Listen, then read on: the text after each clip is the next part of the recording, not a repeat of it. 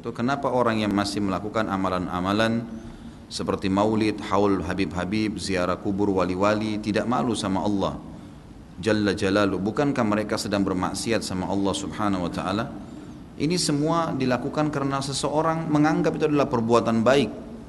Dan kebanyakan teman-teman kita ini, semoga Allah berikan hidayah, mereka menyangka mereka sedang mendekatkan diri kepada Allah Subhanahu wa Ta'ala. Padahal kita tahu semuanya, kalau Allah Subhanahu wa Ta'ala telah mengutus Nabi-Nya Muhammad sallallahu alaihi wasallam untuk mengajarkan ajaran yang Dia inginkan, dan sebelum Nabi Muhammad SAW menutup hidupnya, ditutup dengan nafas yang terakhir, itu beliau sudah menyampaikan semuanya, dan ini disepakati oleh para ulama. Tidak ada satupun di antara sahabat setelah meninggalnya Nabi Muhammad SAW kemudian menambah-nambah ajaran beliau SAW. Banyak orang yang tidak faham.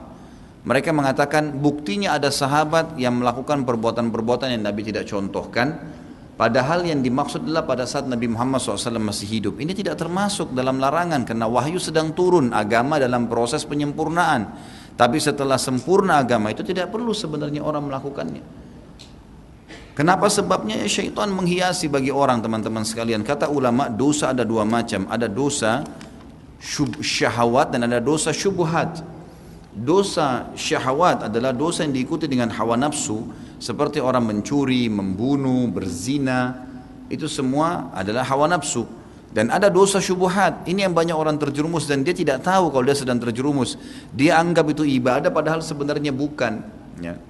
Termasuk dalam pelanggaran adalah melakukan apa yang baginda Nabi Muhammad SAW tidak ajarkan. Saya kasih contoh begini, teman-teman.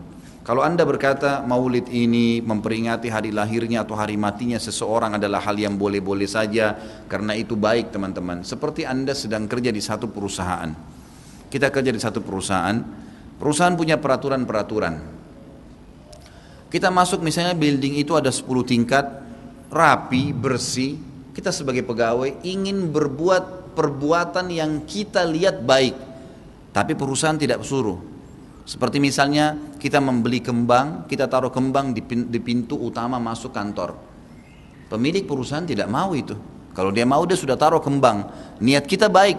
Atau kita merombak settingan yang ada di kantor yang sudah ditaruh. Meja, komputer, atau lampunya kita ganti warnanya. Atau kita ubah settingannya. Saya yakin pemilik perusahaan tidak akan setuju walaupun itu niatnya baik. Itu rasional sekali. Bagaimana dengan orang yang sudah Allah sempurnakan agamanya lalu dia buat-buat dengan alasan itu baik. Walaupun bunga tadi wangi, walaupun settingan itu bagus, yang punya nggak mau, gitu kan? Kalau dia mau dia sudah suruh, dia bisa suruh. Allah Subhanahu wa Ta'ala maha sempurna, dan Allah sudah turunkan dalam surah Al-Maidah ayat 3, A'udzubillahi minasyaitonirrajim, al-yawma akmaltu lakum dinakum. Hari ini aku sudah sempurnakan agama kalian. Enggak butuh lagi tambahan. Kata Ibnu Katsir, kata para ulama tafsir, menandakan orang Islam tidak butuh lagi ajaran apapun. Wa atmamtu alaikum ni'mati, dan nikmatku akan aku sempurnakan. Maknanya kalau kalian yakini dan jalankan agama kalian yang sudah saya sempurnakan. Wa raditu lakumul Islam madina, dan aku ridha kalau kalian beragama Islam. Dengan Islam aku akan terima, selain Islam aku tidak akan terima. Itu maknanya. Jadi tidak perlu tambah-tambahan, teman-teman sekalian. Kalau Nabi Muhammad SAW tidak pernah lakukan maulid, kenapa anda lakukan? Apa maunya? Gitu loh.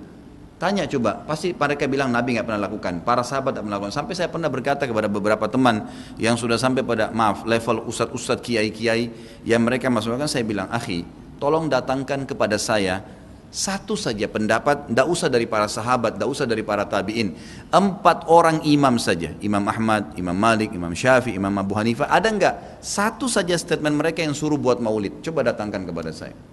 Tidak pernah ada, satu pun tidak ada statement mereka.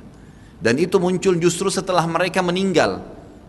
Imam Abu Hanifah meninggal tahun 150 Hijriah, Imam Malik meninggal 179 Hijriah, Imam Syafi'i meninggal 204, Imam Ahmad meninggal 240 Hijriah. Itu munculnya maulid di tahun pas Imam Ahmad terakhir tuh, 10 tahun sebelum meninggal, 230 Hijriah, oleh orang-orang Syiah yang ada di Mesir. Itu mereka lakukan. Karena mereka mau mencontohi ya, yang dilakukan oleh orang-orang Nasrani merayakan hari lahirnya Nabi Isa alaihissalam. Banyak orang bilang ini kan cuma untuk syiar. Syiar akhi, sampaikan sejarah Nabi Muhammad SAW. Sampaikan majelis ilmu, bukan dengan membuat-buat yang Nabi kita tidak lakukan, gitu kan? Saya sudah kasih contoh tadi di perusahaan, walaupun kita dekat dengan seseorang pimpinan perusahaan pun tidak mungkin kita bisa melanggar apa yang dia inginkan. Harus mengikuti apa yang dia titahkan, gitu kan? Seperti itulah memahaminya. Dan segala macam jenis-jenis perbuatan saya tidak rinci satu persatu teman-teman sekalian. Saya sarankan jadikanlah Nabi Muhammad SAW betul-betul sebagai kiai Anda.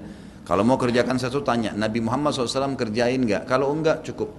Kita enggak lebih pintar dari Nabi SAW teman-teman. Dan beliau diutus untuk dicontohi. Yang diperintahkan saja sudah padat, sudah banyak. Untuk apa buat-buat lagi? Udah banyak gitu kan? Dan anehnya teman-teman yang buat acara maulid ini subhanallah banyak sunnah Nabi yang ditinggalin. Banyak, melimpah sunnah Nabi nggak dikerjakan. Banyak sekali, kita temukan kukunya masih panjang, hal yang kecil. Istrinya belum pakai jilbab, dia masih belum datang ke masjid sholat 5 waktu, banyak. Rame-ramein aja pada saat acara itu saja, itu pun tidak ngerti apa itu acara. Datang baca salawat, berdiri tengah-tengah, padahal dianggap ruhnya Nabi SAW sedang lewat tuh. Itu keyakinan mereka itu. Coba tanyain gitu kan, memang sudah begitu. Jadi tidak cukup dengan kata-kata baik. Mohon maaf, saya katakan ini dengan teman-teman yang melakukan perbuatan-perbuatan yang Nabi SAW tidak perintahkan. Anda sama saja sedang mengatakan, maaf Rasulullah, saya lebih ngerti daripada Anda. Nabi SAW tidak perintahin kita kerjain, jadi kita lebih ngerti dong dari Nabi. Gitu kan? Padahal kita disuruh menjadikan Nabi Muhammad SAW sebagai suri tauladan. Yang disuruh saja, jangan tambah-tambah, cukup. Dan yang tidak dicontohkan sama, jangan juga dilakukan. Karena Nabi SAW bukan orang yang tidak tahu, orang yang tahu, semua dipandu kan. Berarti di sini masuk dalam mengerjakan apa yang diperintahkan, meninggalkan apa yang dilarang dan yang tidak dicontohkan. Karena di sini dilarang itu bisa Nabi SAW larang atau Nabi SAW sengaja tidak lakukan untuk menunjukkan kalau itu tidak boleh. Kan seperti itu. Semoga Allah berikan hidayah.